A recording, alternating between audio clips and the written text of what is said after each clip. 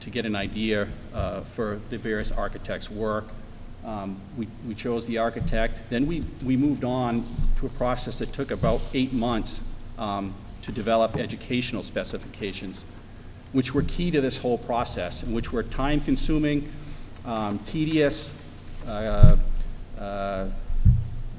tense at times, but we had the help of an independent consultant in getting to those final educational specifications. Dr. Joyce took a look at our schools. He's an expert in the state of New Hampshire.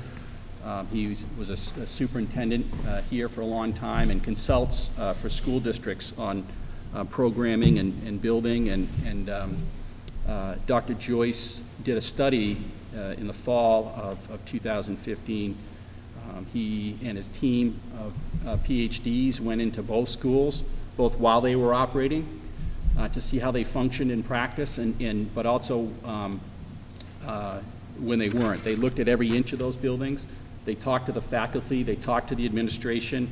And the sum of their analysis was a report which helped us with the educational specifications. So basically, Dr. Joyce's report told us what we would need for classrooms and core spaces, and we took it from there. We finished up the ed specs, I think, in the spring of 2016. From there, Banwell Architects went through countless iterations of different designs, and I'm skipping over a lot of stuff because it's all up there on the web if people want to look at it. But and we eventually wound up at the designs that we see here tonight, way oversimplifying it again. From that point on, we hired Ekman Construction, another preeminent firm in the state, to get us estimates and to help us do some value engineering. To give people perspective, I think the proposal for the high school last time around was about 151,000 square feet. This time we're down to about 128,000 square feet for the high school. It took a lot to get there. We went back and forth as a facility committee and as a school board with Ekman, and to get where we're at now, we think it's a reasonable proposal from both an educational and a fiscally responsible point of view.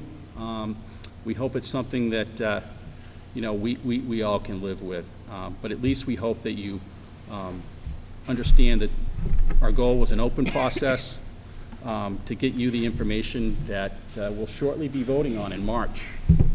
I'm going to leave it there. I think Meredith is going to take over.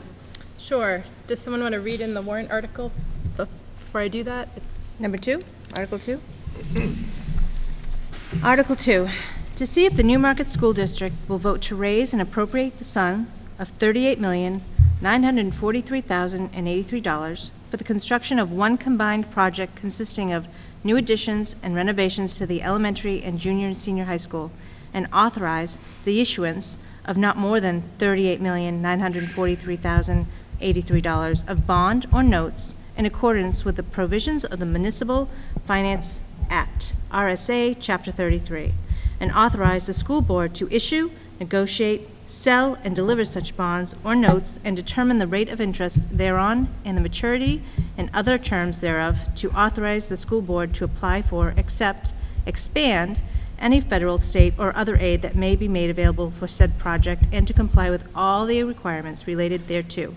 And further, to raise and appropriate through general taxation the additional sum of up to $971,480, estimated to be the first year's interest on the bond payment, and authorize the school board to take any and all actions necessary to carry out any vote hereunder, or to take any other action, or to pass any other vote relative thereto.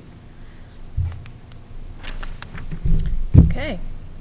So I feel a little awkward sitting down to read this, but I'm afraid if I stand, I will be in front of the screen, and I'm also advancing the slides. I know most of you have in the room have had the opportunity to see this full presentation in other settings, and I know the Budget Committee has seen it. It's been presented to the Capital Improvements Committee, and as Mr. Kennison said, in a number of informational sessions as well. So I've shortened this presentation, but the full presentation is also available from our website, and there are a number of handouts in the room. The elementary school has a number of challenges that we're facing. I've read the facilities reports back from 2010 when there were 2 fifth grade classrooms housed in the portables, as well as some support services. At this point, we have 4 fifth grade classes housed in modular classrooms, as well as a number of intervention and support services. We continue to face some crowding and a lack of storage in the building. Our nurse's office is a particular challenge in that there is really no private space for administering to the health needs of children. Sometimes children, again, we're a pre-K 5 school, so children who may need toileting or diapering assistance, and students who may have health needs that require them to be fed through a feeding tube. So at the same time, the nurse is supporting those students with a folding screen. She may have students coming in for general routine health pieces. Our music room and cafeteria share a common wall. Our lunches run from 10:45 in the morning to about 1:15 in the afternoon, a good chunk of our instructional day. Music also runs the full chunk of our instructional day, with the exception of about an hour that is the teacher's lunch and planning time. So you have competing sound challenges, and then there's not an acoustical wall there. Also, because of our other space limitations, we provide a number of services to children and supports for children in the cafeteria during those times outside of the lunchroom, outside of the lunch periods, because we just don't have adequate instructional space within the room, within the building for those services. Our gym is about half the size of a regulation gym, according to our Department of Ed guidelines. So it limits the programming that is able to be conducted within that space. Another challenge, and I know all of you are familiar with school security challenges, we don't have what is considered a secure vestibule. In a secure vestibule situation, when someone enters the building, they're directed immediately into the office. They don't have access to the rest of the school unless they're let through by office staff after they've been verified, their identity has been verified, essentially. In our case, if folks are let in from the main office, where we have some visibility of those folks once they enter, but not complete visibility, they can go directly into the cafeteria, which is directly in front of them, or turn right or left and enter the rest of the school. The proposed renovation includes a new gym, which would be available for community use as well as use of students in both of our schools, an updated and expanded kitchen. So that space is also tight, and we're serving more students than we were when that school opened in 1986, and we're using the equipment that was installed when the school opened. We'll be removing classrooms from the portables, addressing those special education, administrative, and nursing needs, upgrading the mechanical, electrical, and plumbing systems, expanding sprinkler coverage to meet fire code requirements, addressing the security concerns, and finally addressing parking, but more importantly, bus and car separation for those beginning and end of day times when there's heavy congestion in the school area, which raises safety concerns for our students. This is the proposed layout. You can see, I'm going to walk from the mic for a minute. You can see in orange the proposed additions to the building. On your left is what will be the proposed gym addition, and on the right are additional classroom spaces. You can see here, shown in yellow, the gymnasium at the back of the building. There will be an entrance at the back of the building as well for bus drop-off. And there'll be a hallway that connects what is currently the gym and cafeteria to that new main entrance in the rear. Again, you can see the expanded kitchen also shown in yellow. On the right-hand side, you can see the 5th grade classrooms, an additional preschool classroom. Presently, we're serving 30 students for preschool. We're required to provide services to children from ages 3 to 5 who have educational disabilities. Those students receive services now on a more limited basis because we don't have adequate space to meet the program requirements. Also, best practice in preschool programming is to provide a 50% match, so 50% students with identified disabilities and 50% students with no identified disabilities.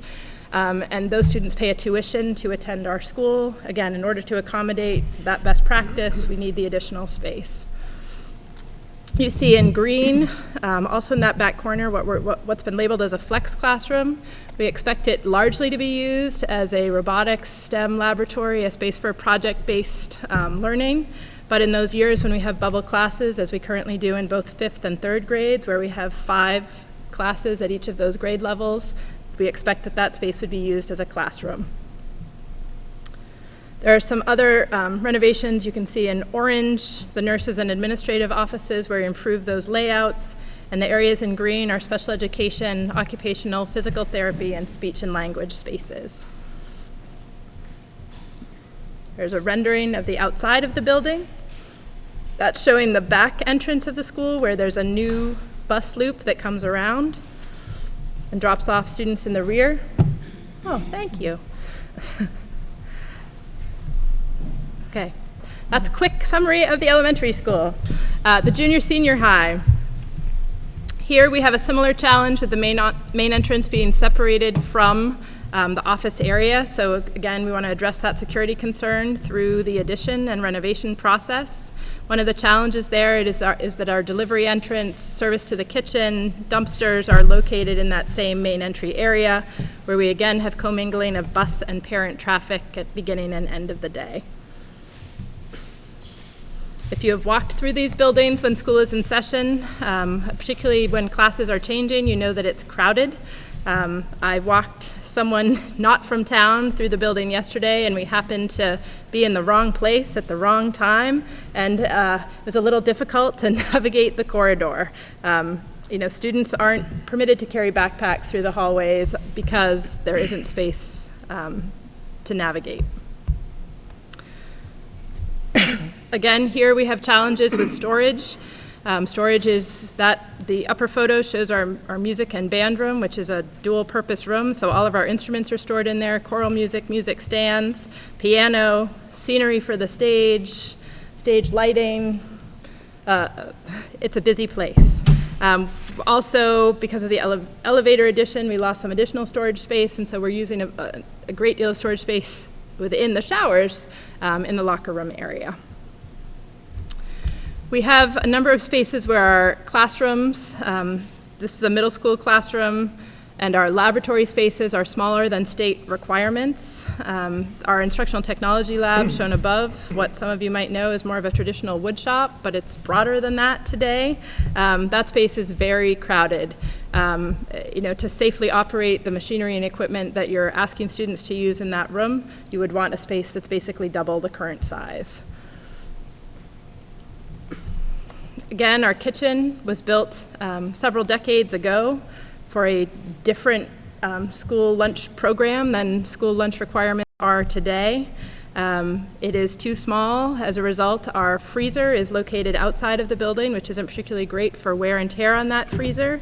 Again, we have equipment in that space, which we can affectionately refer to as vintage, but I know we have some equipment that is even 50 years old. Again, as you can imagine, repairs and parts become more and more challenging to find and costly. This is our boiler room. I did use the term vintage in this slide, but our heating, ventilation, and air circulation equipment is at the end of its useful life and beyond. We had a heat pump fail just yesterday where the seal failed. There was a puddle of water on the floor. We had to shut off the pump, which means we're relying on the other pumps to try to fill the rest of the building.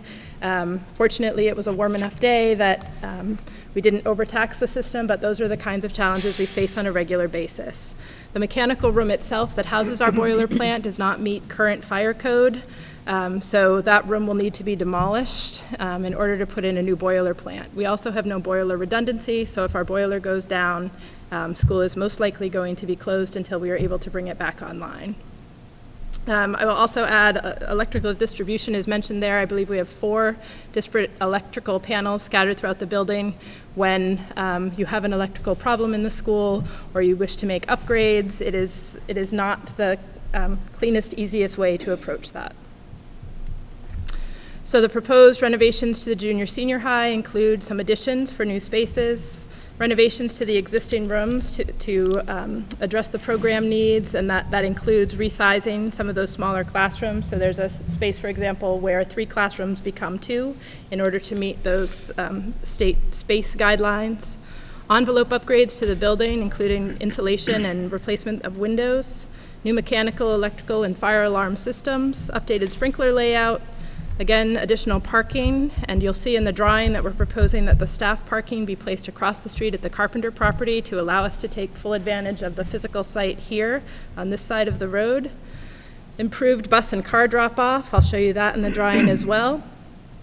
A new main entrance at the front of the building, so the entrance to the building will return to the 152 portion in front of the road. A larger kitchen, renovation of our existing stage to become a cafetorium performance space. We'll consolidate sciences into one area, which allows us to share chemical storage, fume hoods, etc. And addition of code-required restrooms. In this building, there are 2 central bathroom spaces, upstairs and downstairs, not enough to meet our current population needs, but also not ideal in that our 6th through 12th graders share common bathrooms.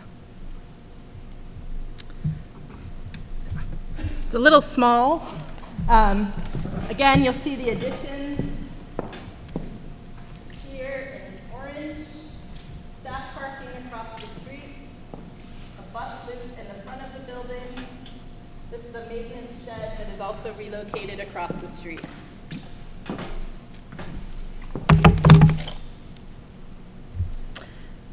You can see in the black, if you look in the bottom corner of the drawing, the black shaded areas represent the additions.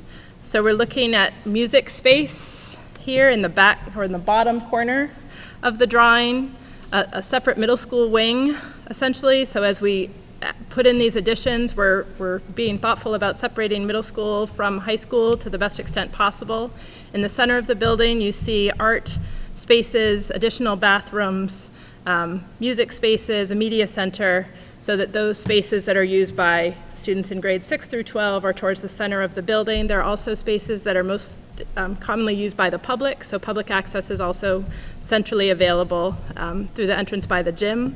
The current gym remains intact. You can see that in the drawing. It is not being touched. The elevator and stairwell changes that were made over the last couple of years will be taken advantage of in this proposal. On the right-hand side of the building, you see a mechanical and service room. The boiler room is also at the back there. Technology education shown in green on your left, I believe. Your right, I guess, my left. It's backwards to what I'm looking at. And then first floor science classroom and culinary arts program in the back.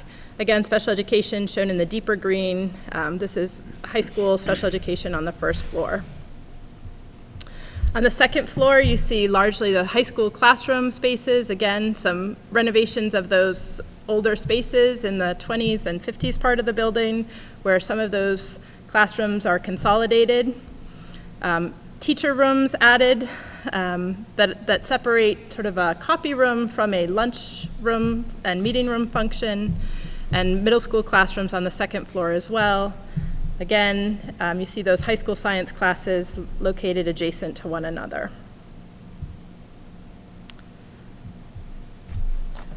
These are the proposed renderings of the building. You can see the enclosed courtyard on the inside. Essentially, the design of that is to take advantage of the layout of the building so that stairwells aren't crossing back and forth and that we're bringing some natural light into the building.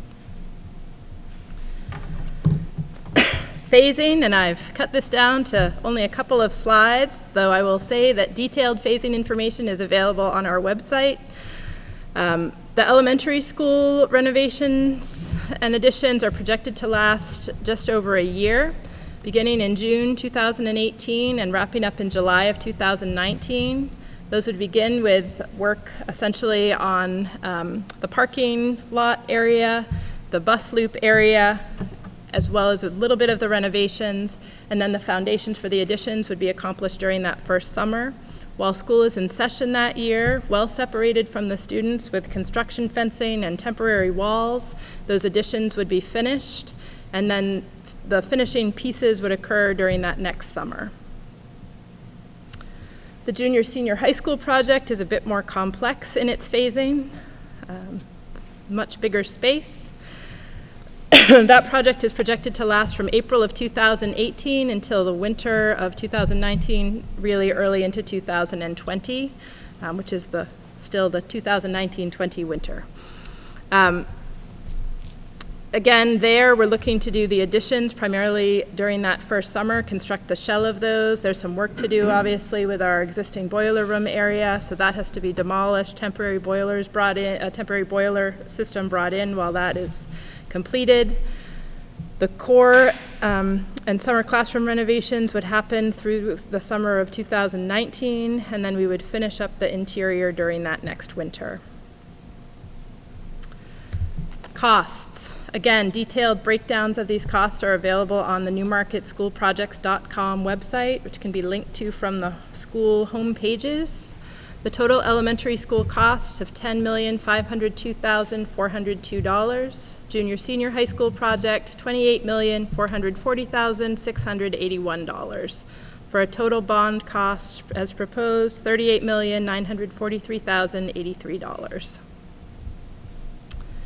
At the elementary school, those are broken down to about $1.5 million of site costs, just under $7 million in actual construction costs, $1.2 million in what are called owner project costs. Those include insurances, fees for architects and engineers, insurances, owner contingency, which is a 5% contingency carried by the owner to address any unexpected needs that may arise during the project, and about $250,000 in escalation costs because this project won't be completed until 2019 and costs for materials continue to rise.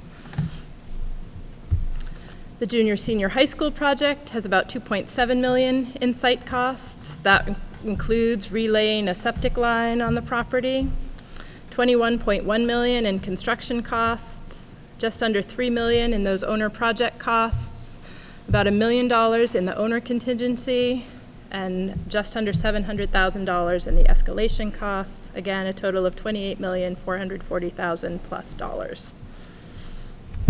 The projected tax impact was based on discussion, and interest rates we know continue to change, but this is projected taxpayer impact of a $39 million bond over 30 years. For the average taxpayer in a $250,000 home, that is a $3.15 per thousand increase for a total of $788 annually. The first year costs are lower, and that's reflected in the warrant article. And I will note this is a projection. We won't know until the bonds are sold what the actual cost will be to taxpayers. Right now, this is based on a projection from the New Hampshire Municipal Bond Bank with a level debt assumption and a projected interest rate of 4.25%. Future meetings, I won't belabor. And I didn't read the last part of that warrant article. Would you like me to do that now? And I apologize for that. But it says the estimated tax impact of this warrant article is $1.33 in the first year, and then increases to an estimated $3.15 for the remaining years. And all that is available at Newmarket. Schoolprojects.com. So I think at this time you want to be opening the floor for public comment? You're opening the floor for public comments.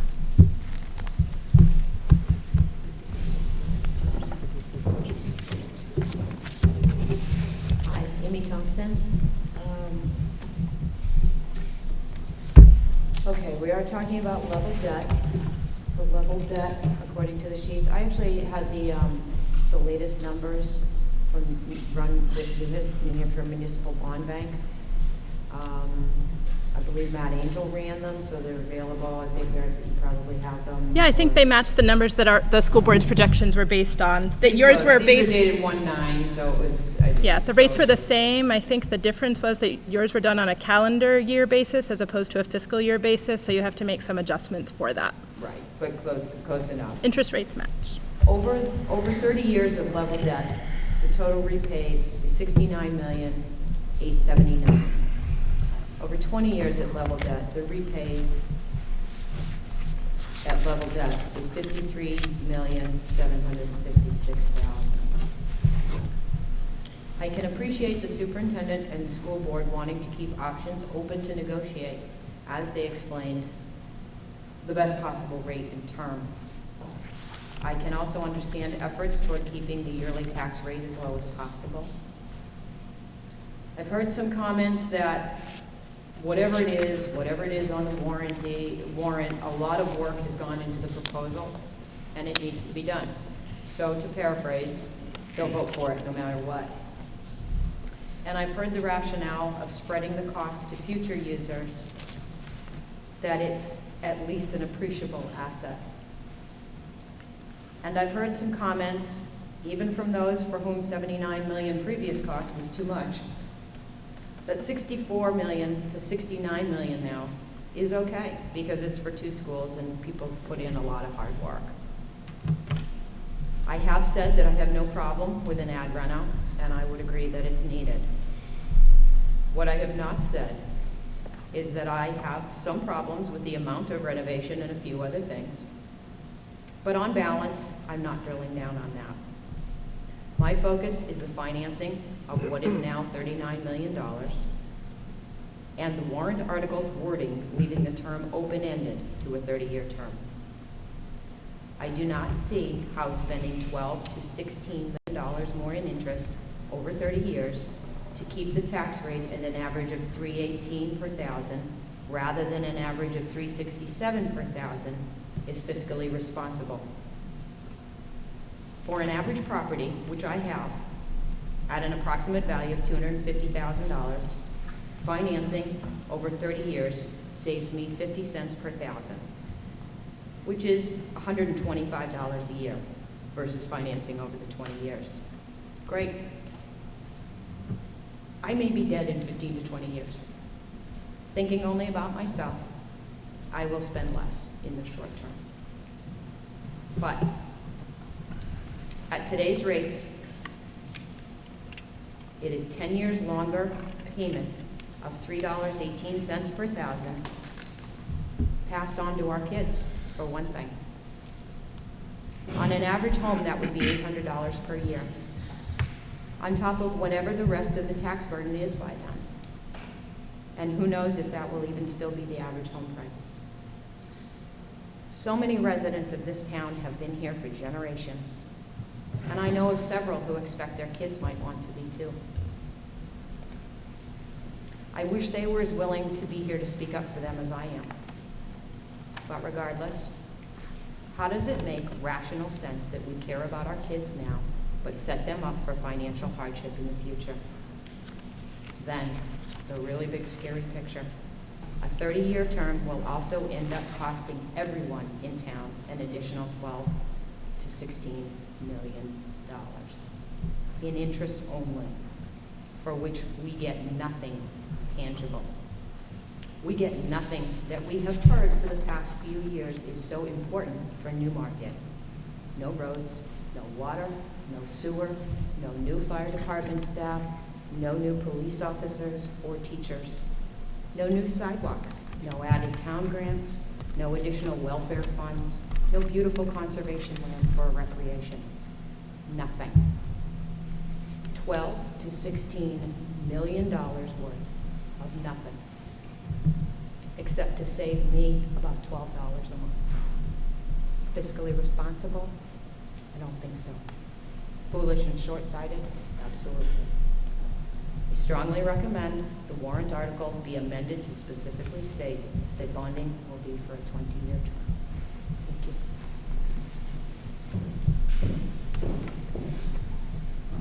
Russ, go ahead. And thank you, by the way. Russ Simon, Cushing Road, and a member of the Facilities Committee. I just wanted, this is by way of explanation and not excuses or anything. When we made the recommendation, I just wanted to give you some background on the 30-year financing based on what Amy said, to be able to spread the cost over the minimum useful life of the facility and let future users of that facility pay. Things have changed substantially when we did this in October. And I don't want to have your eyes flutter in your head as we talk about numbers too much, but a few may be interesting. The 20-year rate about 6 months ago was 2.65%. It's now currently 3.25 to 3.45 range. The 30-year rate, when we looked at it, was 2.86%. So the difference was only about 21 basis points, as it's called, or 0.2% between the 20-year rate and the 30-year rate. When this was relooked at in the beginning of December after our recommendation, the current rates have moved up to 3.25% at 20 years. So the total rate has gone up somewhere in the neighborhood of about 65 basis points on the short end.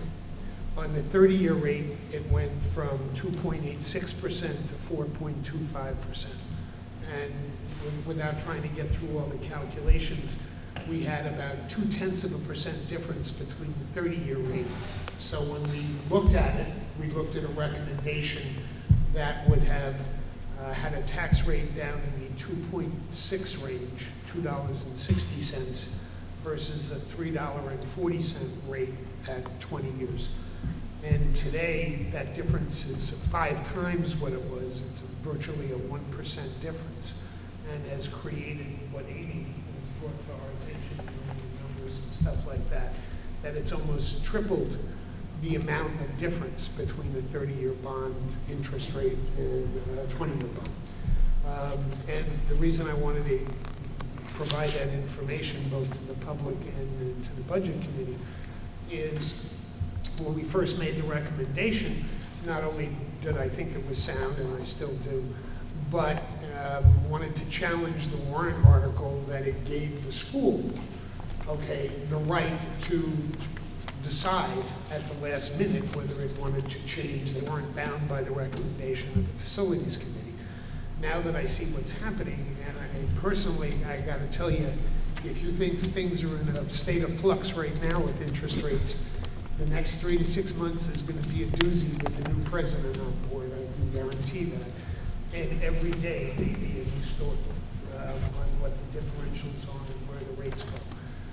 So I'm actually glad now that the school board has the ability, because as we vote in March, if this is approved, based on the basis of the education program and the needs, that's part one of the process. That just says the town is now willing to make that investment in the education system. Part two is going to be a very interesting challenge to figure out the best financing at that time. If the rates continue to widen between 20 and 30 years, it's going to become even more atrociously expensive to go in 30 years. And I would easily, with Amy, that number has tripled. It went from 6 million to about 16 million of difference in the 3 months between when we made our recommendation. So we're all aware of it, and we appreciate the fact that things have changed so much in the last, that we're all getting educated, that maybe we should be revisiting for sure that. In addition, the board has some additional financing options on whether they do the bond with one source or with 2 sources, and whether there's prepayment penalties on part of the debt or not, all of which are interesting. And so I just wanted to make sure people understood that I think there's really 2 decisions here. One is the towns and the voters. Do we do this improvement to the educational system? And is it time, and is this the right one? And the voters will decide that. And then 2, it's currently not predictable by anybody who I think has half a mind as to what the rates are going to be and what the differentials are going to be. And I think I would recommend to the school board that once the vote is done, and if it's a positive vote, which I would support based on the work that's been done, that we not only reconsider, but have public hearings, look at what those rates are, explain to the public more specifically, and get their input on what the rates and the different options they have, and seek that guidance from the town voters and the town residents before we finalize that decision. Thank you very much.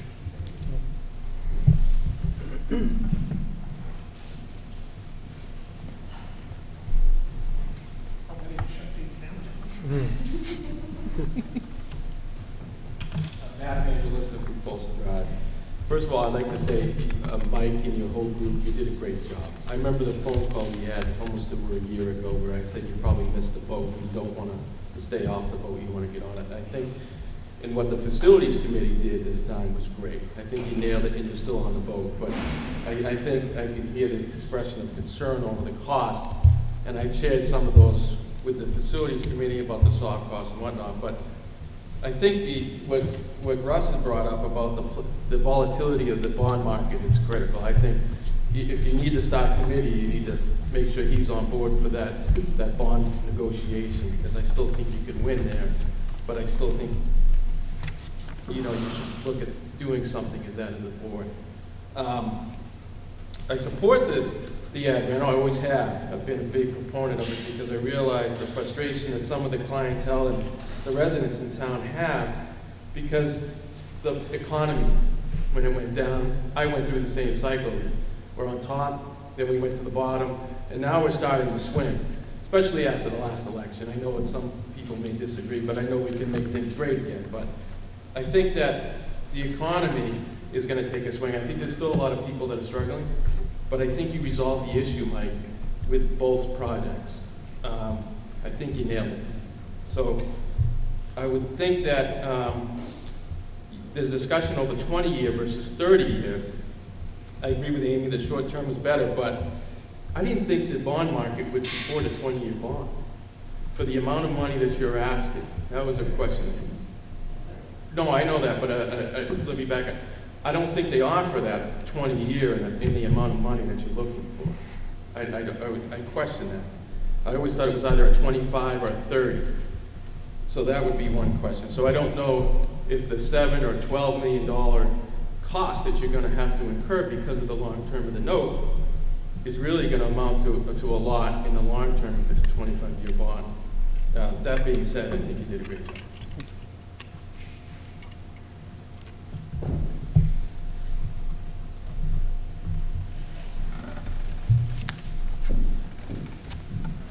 Linda Lyon, 11 Goddard Drive, and member of the Facilities Committee. And I just want to just bring up a couple of points from some of the comments that have been made before. As a member of the Facilities Committee, we spent 18 months thinking about school needs, the program needs, and the community needs. And I just want to, most of you, some of you in the room were part of that process and were aware of that process, but many of you at home weren't. And I can't say that there was a meeting, a half an hour went by that we didn't think about the community and about the community's needs and the fiscal responsibility that we as a committee had to understand to move this project forward and to think about the community's financial needs. And so from ed specs, when we were looking at program and the size of storage space in the elementary school, we thought about how much is this going to cost? And if we bring it down by 10 square feet, how much does that save? And there were times when we actually pulled out our calculators and said, if we get rid of this particular storage room, this is how much money we're saving the town.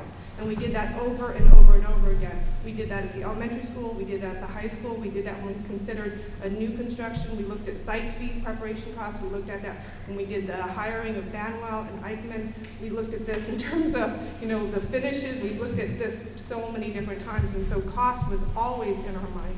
It was not the elephant in the room, it was the whole intent and the purpose and our constant direction.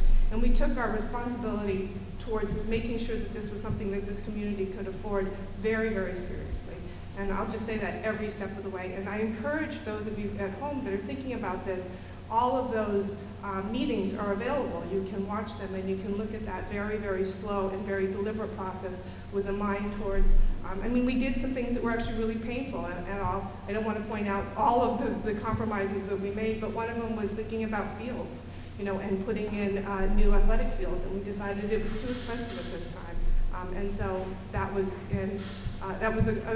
one of the compromises that we made, just one of many, thinking about the financial needs. So I just encourage those of you who are concerned about this, just in terms of the proposal itself, not in terms of the bonding, to go back and review some of those films. I know that many people on the School Board Facilities Committee are also happy to help address those.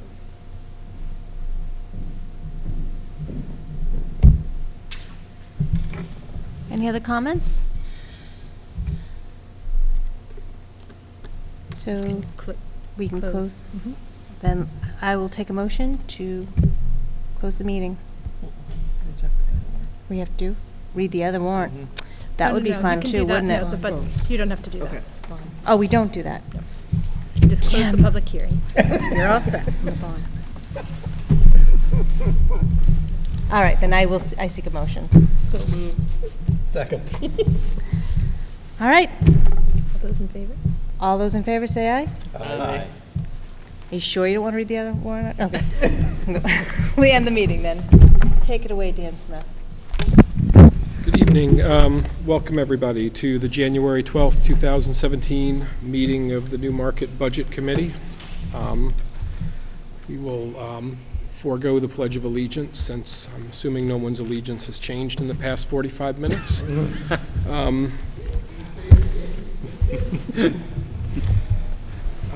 First off, just speaking to attendance, Dave Foltz and Craig were unable to be here tonight due to prior business travel engagements. So I believe, since Meredith has already gone through her presentation, that was originally part of our agenda. We'll also pass on that. Move directly to public comment on the two monetary warrant articles that the school board is putting on the ballot this year. So we've already had a reading of the first one. I won't belabor the point. If there's any comment for the Budget Committee on Article 2, which is the bond warrant article, please step to the microphone, introduce yourself, state your address for the record. Formality, Dan. My comments addressed to the school board will stand for the Budget Committee. I'm assuming you don't need me to go through it all again. I can. If you'd like.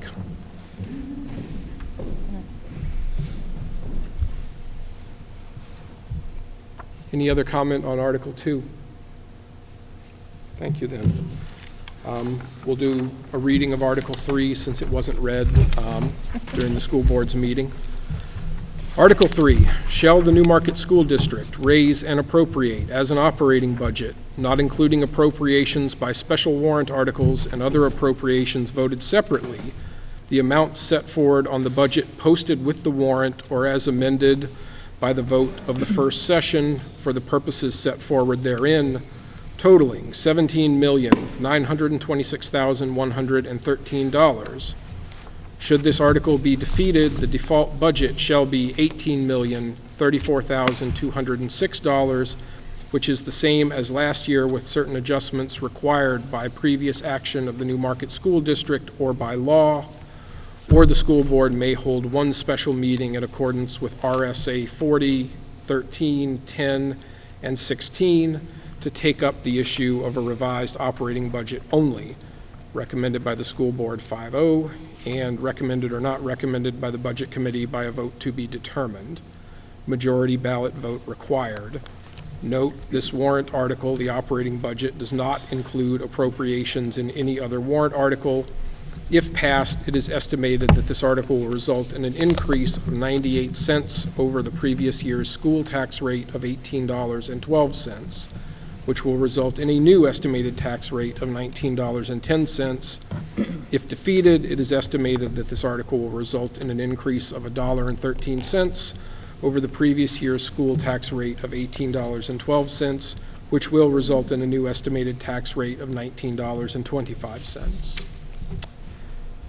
And with that, we'd invite public comment on Article 3.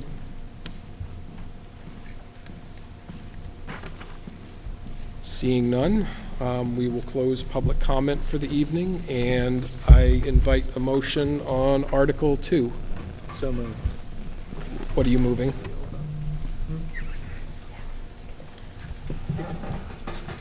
A motion on, all right. Motion on Article Okay. 2. A motion to vote, Motion to vote or on to pass Article Article 2, yes. Second? Second. Thank you. Discussion of Article 2? Just briefly, Dan, if I may. I want to recognize Councilor Thompson's comments. They're very well taken. They were well stated, as was Russ. And these are separate issues that we're considering here tonight. First of all, the project, and then the financing part. We are in a shifting environment, and the school board, in considering these issues, really had the best interest of residents in mind. You know, the thinking at the time was not to overburden taxpayers now who may be, on fixed incomes but those interest rates are changing. And I don't know as a matter of statutory law off the top of my head, but I don't know, Counselor, if we can put a 20-year limitation on that in the bond as a legal matter. These things are, Nate might know, are limited. The language is somewhat limited by statute, nor do I think we'd want to tie our hands to that in all event. Your thoughts may prove out to be the right thing at the end of the day. We'll have to wait and see. But I hope the town respects our board, their good judgment, their stewardship. We would certainly welcome further comment before we make that final decision, and appreciate your coming here tonight and making your thoughts known, because I know you have the best interest of the town in mind as well. Thank you.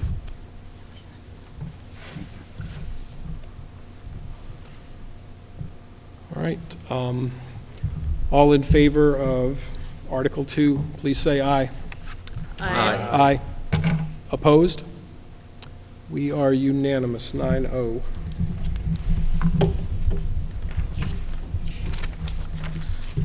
I'll accept a motion on Article 3. I'll make a motion on Article 3. Thank you, Blue. I'll second. Thank you, Mickey. Discussion on Article 3.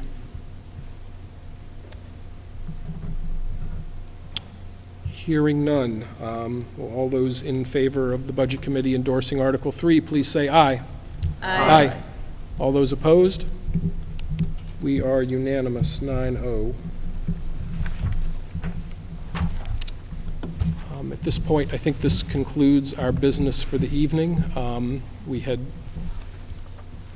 recognize public comments are over. I just want to say this is remarkably different than where we were 3 years ago. Regardless of what your opinions are, I remember this room being filled. I remember there being a lot of yelling and screaming at each other. I hope this is due to our educating the public and getting them involved in the process, and not that they've just disappeared completely. But I want to compliment everybody on what I think is a good job by all the committees in getting through this. Thank you. Thank you, Russ. Appreciate it. We had tentatively talked about needing another, or holding a date open for another meeting, which it does not appear that we're going to need at this point. So our next scheduled meeting will be in February. I entertain a motion to adjourn. Tony? Second. Dan? All those in favor? Aye. Opposed? Thank you, everyone.